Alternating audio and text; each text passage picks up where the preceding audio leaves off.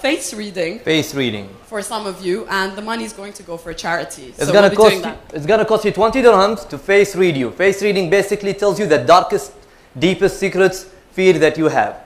Again, I'm not gonna give advices how to deal with them. That's up to you to do. This is why we have something called niche for you to fulfill. But we will read your face. Honestly, yesterday in Wafi, I made a girl cry. I'm sorry. So if you have the guts to know yourself, I'll be there. If you don't, no, you know, you're bad in sounds. I'm not going to read you. He was a sound engineer in the TEDx Al-Ain. I'm sorry, I have a bad habit of emptying my pockets before I talk. And I talk way too fast. So if I do talk way too fast, flash a camera, I'll take in the radar, I'll stop.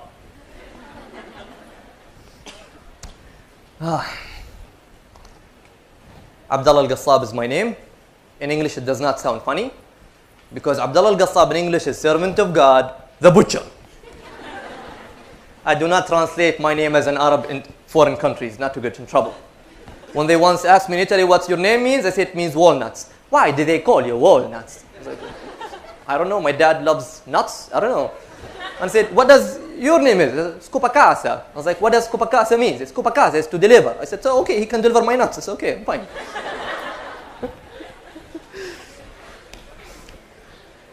Abdallah Al-Ghassab is a local guy, just like you. And I'm not going to talk about me.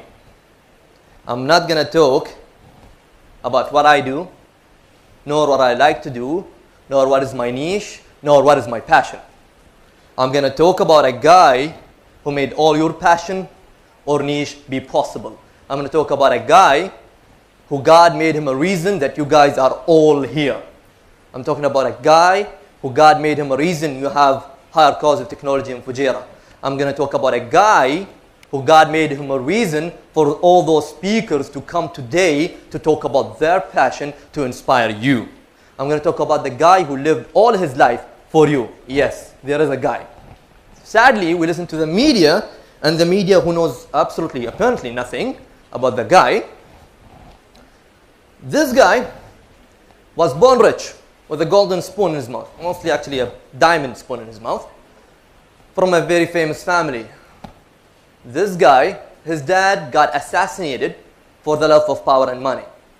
So this man, raised as an orphan in Al-Ain. Getting there? The name's popping? It will pop. Yeah?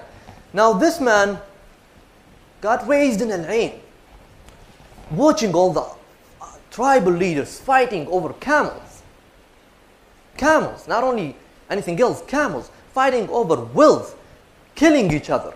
And they had tribes famous for being killers on the high, attacking other tribes. And that guy rose seeing that. And that guy was raised in Al-Ain. And the water was water owned only by the leaders and the family that rules. So the other people did not have much water in that country, in Al-Ain. And then that guy became the prince of Al-Ain. He became the governor, presenter. This guy's name, can anybody guess the guy's name? Bless you all, Sheikh Zayed.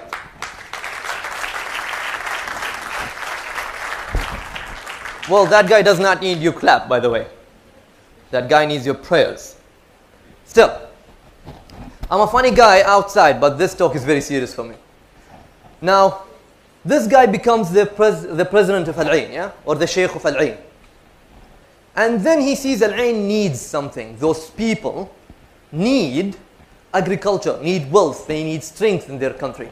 He has everything he wants. He got the water, he got all the best camels, and he had a female camel, Naqa, and her name was Ghazala. The Arabs would kill to ride up Ghazala. The only man who was lucky enough to ride that camel was Mubarak bin London, Wilfred Thizger, and all Arabs were amazed that Sheikh Zayed gave Mubarak bin London this camel to ride from Abu Dhabi all the way to Sharjah. And that Ghazala did it. So he has everything, the luxurious camels, the water, the land, the power, and the respect of all the Bedouins. He does not need to care for the people of Ain, does he now? But this guy says Al-Ain people need the water for their agriculture. And then he gives his own share. Everybody else did not. He talked to the other sheikhs. They said, no, our water for us. Excuse me, go. He opened his share for everybody. And then he brought people from the Al-Uwamir in Oman. He went all the way to the villages of Oman, brought the Uwamir from there, some of the Uwamir from there to Al-Ain to open the canals of water, Al-Aflaj. Yeah, the canals of water on his own money for the people that he does not even know their names for their own sake. And then people see Al-Ain rises up from the ashes, becoming famous in agriculture. And then the other Arab leaders build in and collaborate. And then Al-Ain becomes the capital of agriculture in that region. And then people are looking at it with greed. Before they were looking at it, no, it's just Al-Ain. That guy later on becomes the governor of Abu Dhabi.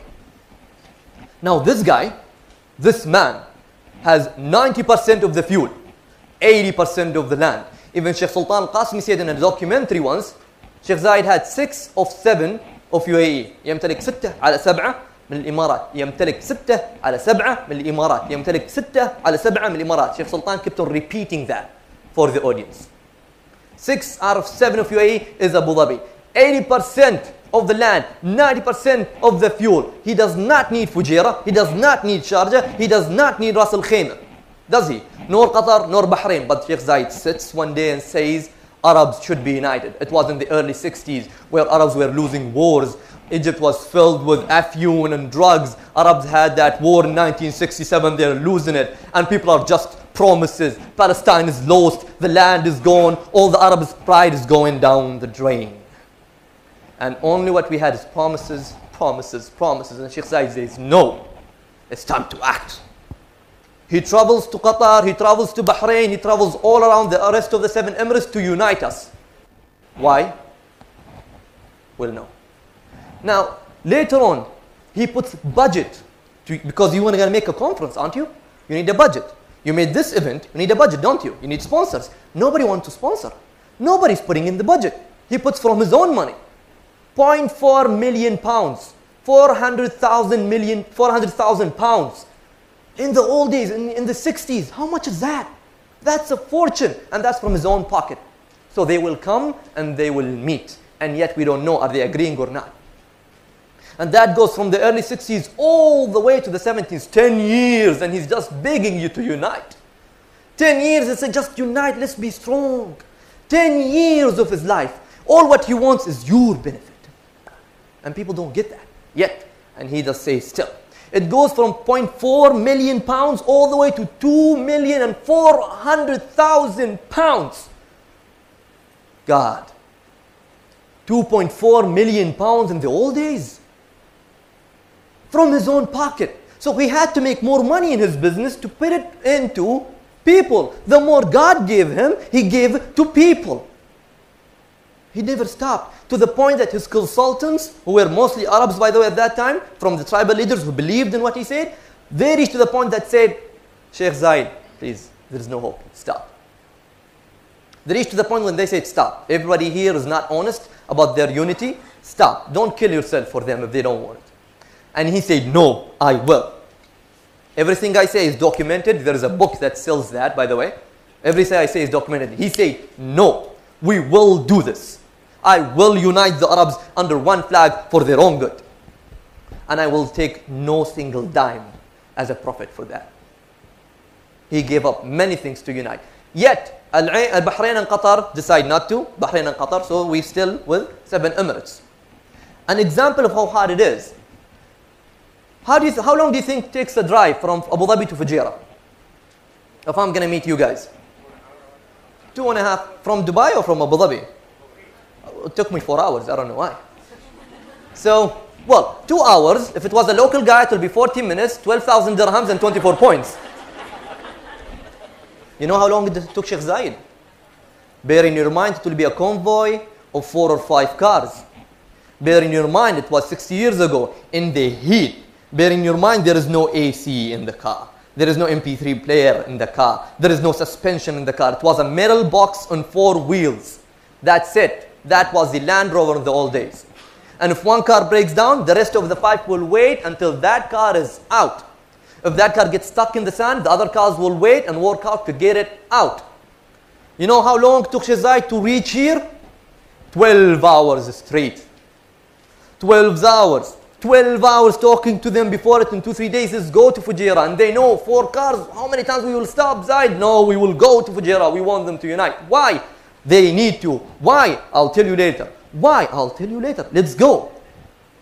And I will make them an offer they cannot refuse. Why? They will know later on, and I will tell you why later on. So he gets in his Land Rover with all his companions, and they drive to Fujairah, and they stop God knows how many times. It took him 12 hours straight. He reaches here, he's feverish, he cannot even stand. Imagine you're that tired. 12 hours straight. How many times those cars have stopped? How many times his followers say, Zaid, khalas, we are getting tired. He says, no, we will move on. How many times he needed to motivate himself and his friends and still keep up high spirit to reach Fujairah. Can you imagine how hard that was? Did you ever thought of that? And then he reached here, Fujairah, this city where TEDx is happening today. And he offers you this. He says, unite with me and I'll build you free schools. Unite with me, I'll build you free hospitals. Unite with me, I'll pave those roads. Unite with me, I'll build masjids for you to pray. Unite with me and I'll light up those streets so you'll go pray. Not in darkness, but in pure, beautiful light. Unite with me, I'll send your children abroad. They will study and they will come back. Unite with me, I'll feed your orphans. As I'm being an orphan, I know how orphans feel, he will say. I will feed your orphans. I will feed your widows. I'll feed your old seniors. I will feed the new married. Not from the new government budget, no. From my own pocket. We all know Shu'un, don't we? It's from his own pocket. His own budget. Why, Zayed? Honestly, why? There was no fuel in Fujairah. There was no fuel in Ras Al Khaimah. Sharjah in the old days had some gas, and Dubai some oil rigs in the sea, and that was it. But yet it was not to his own pocket. Again, why would he drive all that for you? What did we do in back? He did not wait for a payback. Yet, after 30, 40 years of unity, we do those national parades on the road. And the streets are more dirtier than they were before, and a municipality cleaner comes and cleans it. That is not real love, my brothers and sisters. That is not real love, that's fake.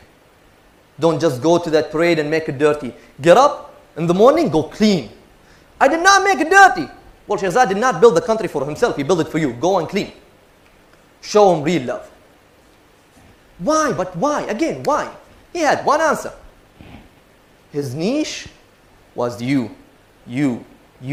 me, all of us. That was his niche. It's people getting enough to live safely. No more bloodshed. I saw bloodshed in my own family. I don't want to see bloodshed around people.